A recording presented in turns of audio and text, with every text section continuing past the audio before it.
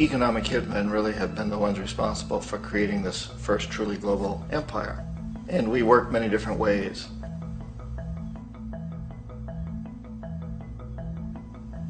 But perhaps the most common is that we will identify a country that has resources our corporations covet, like oil, and then arrange a huge loan to that country from the World Bank or one of its sister organizations. But the money never actually goes to the country. Instead, it goes to our big corporations to build infrastructure projects in that country, power plants, industrial parks, ports, things that benefit a few rich people in that country, in addition to our corporations, but really don't help the majority of the people at all. However, those people, the whole country is left holding a huge debt. It's such a big debt they can't repay it, and that's part of the plan, that they can't repay it. And so at some point, we economic hitmen go back to them and say, listen, you owe us a lot of money, can't pay your debt, so sell your oil real cheap to our oil companies. Allow us to build a military base in your country, or send troops in support of ours to someplace in the world like Iraq, or vote with us on the next UN vote. To have their electric utility company privatized and their water and sewage system privatized and sold to U.S. corporations or other multinational corporations. So there was that whole mushrooming thing, and it's so typical of the way the IMF and the World Bank work, that you put a country in debt, it's such a big debt it can't pay it, and then you offer to refinance that debt and pay even more interest.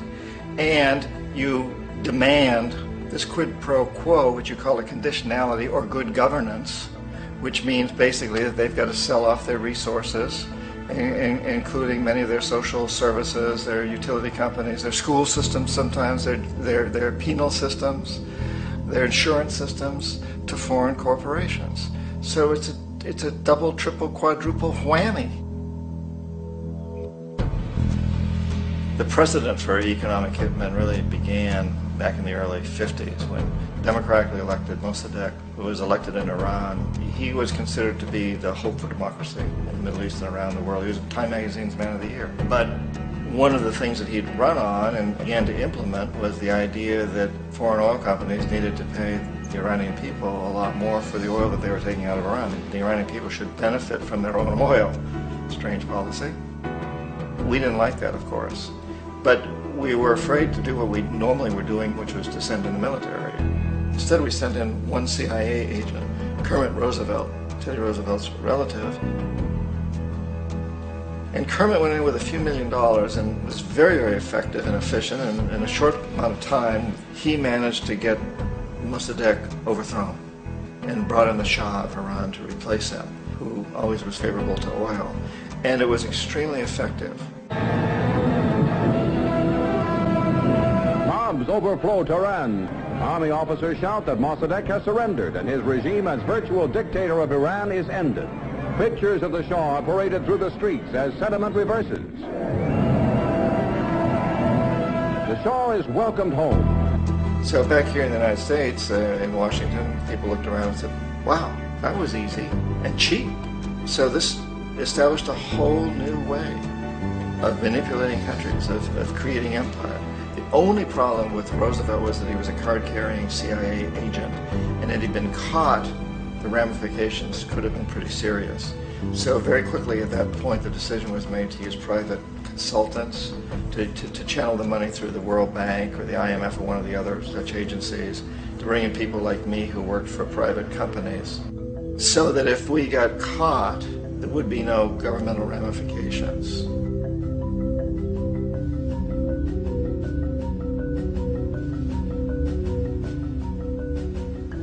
When Arbenz became president of Guatemala, the country was very much under the thumbs of United Fruit Company, the big international corporations. And Arbenz ran on this ticket that says, you know, we want to get the land back to the people.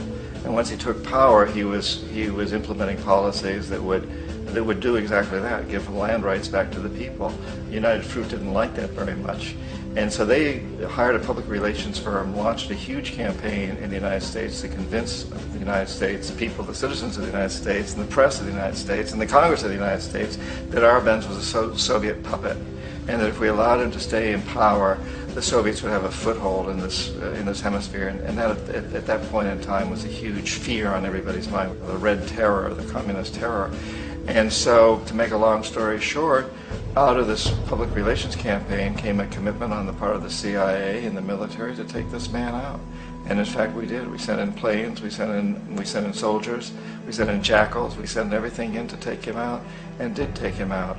And as soon as he was removed from office, the new guy that took over after him basically reinstated everything to the big international corporations, including United Fruit.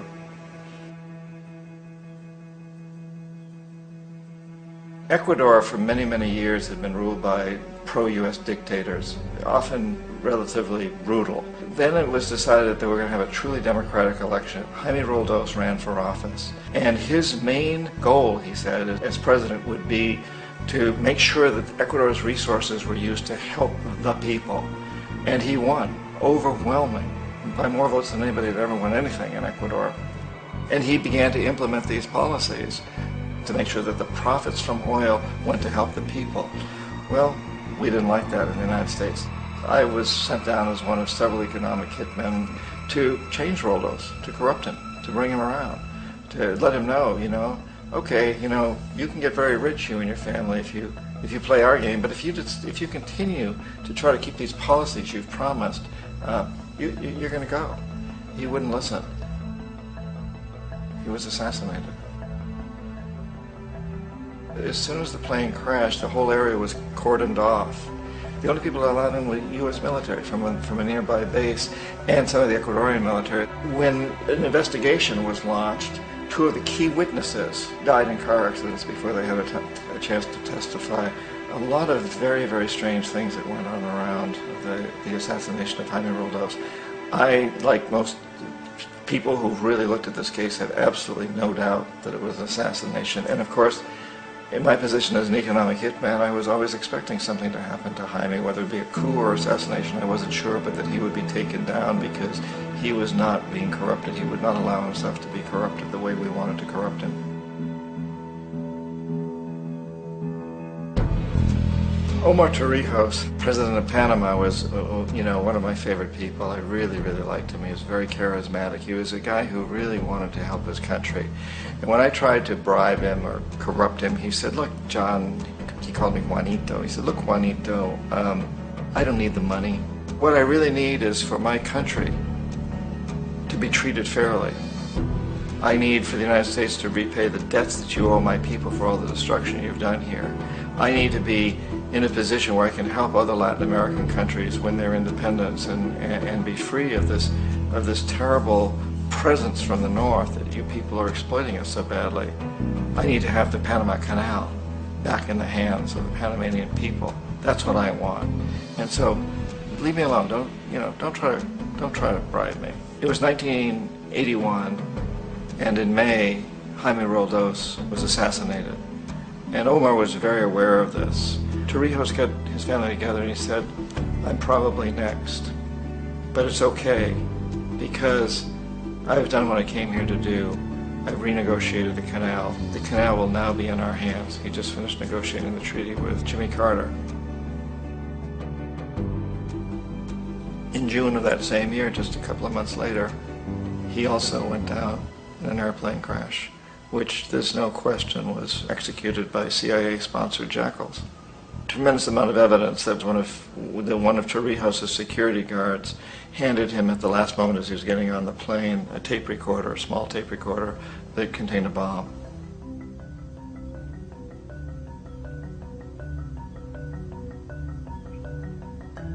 It is interesting to me how this system has continued pretty much the same way for years and years and years, except the economic hitmen have got better and better and better. Then we come up with, very recently, what happened in Venezuela. In 1998, Hugo Chavez gets elected president, following a long line of presidents who had been very corrupt and basically destroyed the economy of the country. And Chavez was elected amidst all that. Chavez stood up to the United States, and he's done it primarily demanding that Venezuelan oil be used to help the Venezuelan people. Well, we didn't like that in the United States. So in 2002, a coup was staged, which there's no question in my mind, and most other people's minds, that the CIA was behind that coup.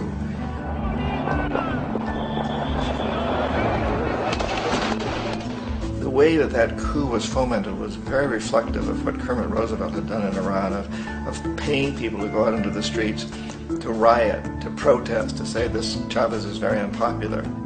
You know, if you can get a few thousand people to do that in television, you can make it look like it's the whole country, and things start to mushroom.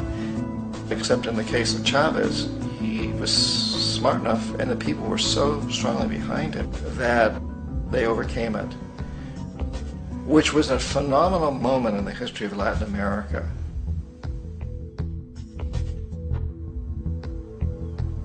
Iraq actually is a perfect example of the way the whole system works. So we economic hitmen are the first line of defense. We go in, we try to corrupt governments and get them to accept these huge loans, which we then use as leverage to basically own them.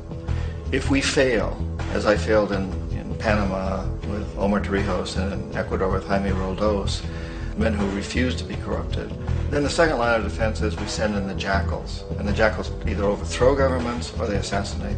And once that happens and a new government comes in, and boy, it's going to toe the line because the new president knows what will happen if he doesn't.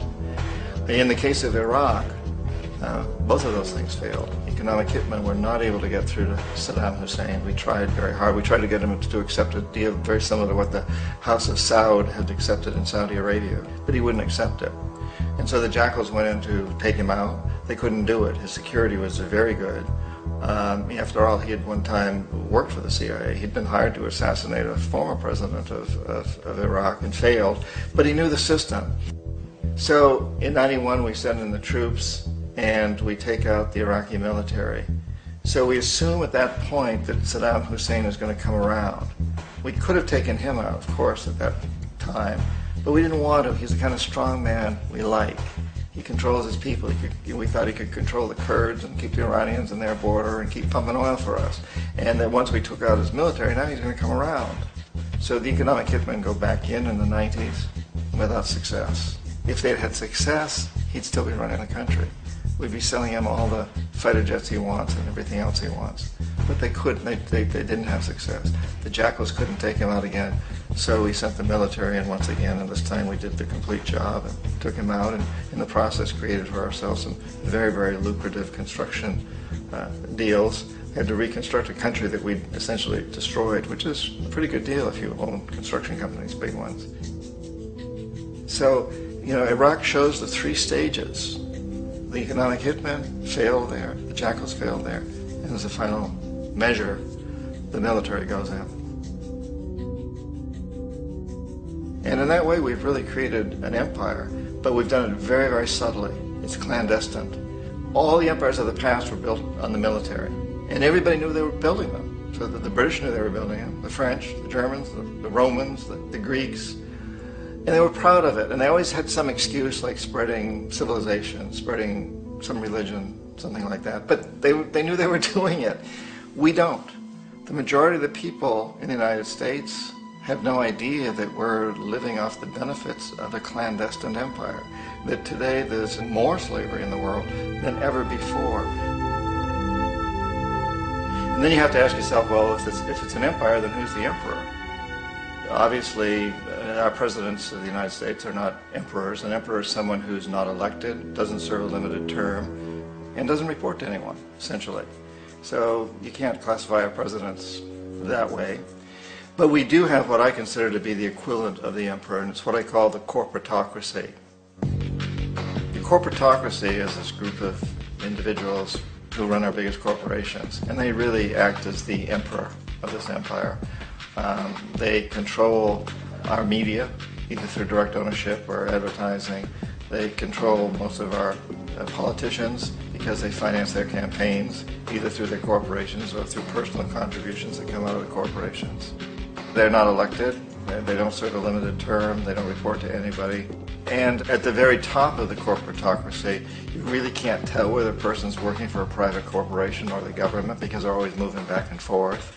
So, you know, you've got a guy who one moment is the president of a big construction company like Halliburton, and the next moment he's vice president of the United States, or the president who is in the oil business. And this is true whether you've got Democrats or Republicans in the office. You have to moving back and forth through the revolving door. And in a way, our government is invisible a lot of the time, and its policies are carried out by our corporations on one level or another. And then again, the policies of the government are basically forged by the corporatocracy and then presented to the government. They become government policy. So it's an incredibly cozy relationship. This isn't a conspiracy theory type of thing. These people don't have to get together and plot to do things. They all basically work under one primary assumption, and that is that they must maximize profits regardless of the social and environmental costs.